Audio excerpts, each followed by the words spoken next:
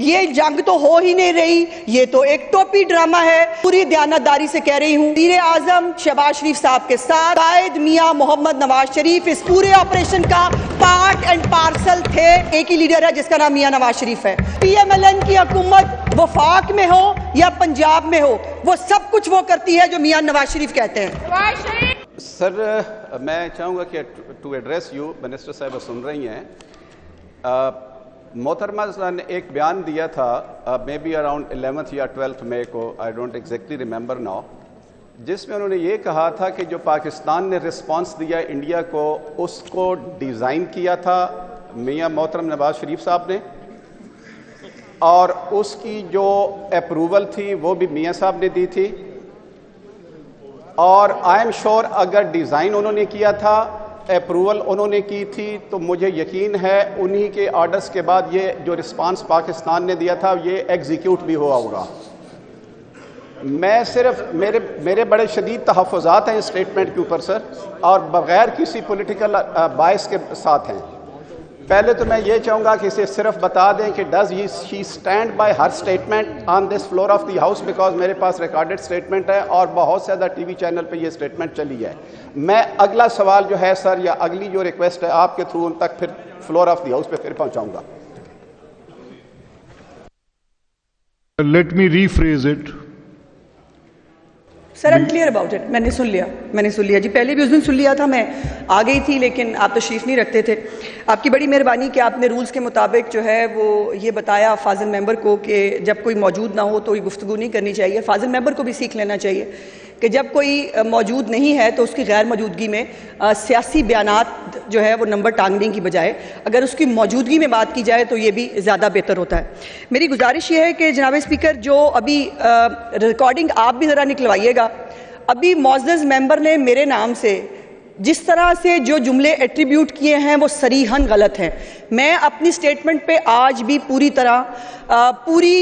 جو ہے وہ دیانتداری اور پوری ذمہ داری سے اس کے اوپر کھڑی ہوں، اور میری سٹیٹمنٹ، میں نے جو سٹیٹمنٹ دی، میں نے کہا کہ جو سابق وزیر اعظم اور قائد میاں محمد نواز شریف صاحب، ان کی زیر نگرانی سارا آپریشن ڈیزائن اور امپلیمنٹ ہوا، اور یہ بات میں اسی ذمہ داری سے دوبارہ فلور آف دا ہاؤس کہہ رہی ہوں، اور میری بات کو اگلے ہی دن وزیر دفاع جناب خواجہ آصف صاحب نے کہا، کوٹ اینڈ کوٹ، پوری ذمہ داری سے کہہ رہا ہوں کہ میاں محمد نواز شریف صاحب ہر ایک حکمت عملی اور ہر ایک میٹنگ کا پارٹ اینڈ پارسل تھے۔ جناب اسپیکر، اس کی اور بھی بہت ساری ڈیٹیلز ہیں،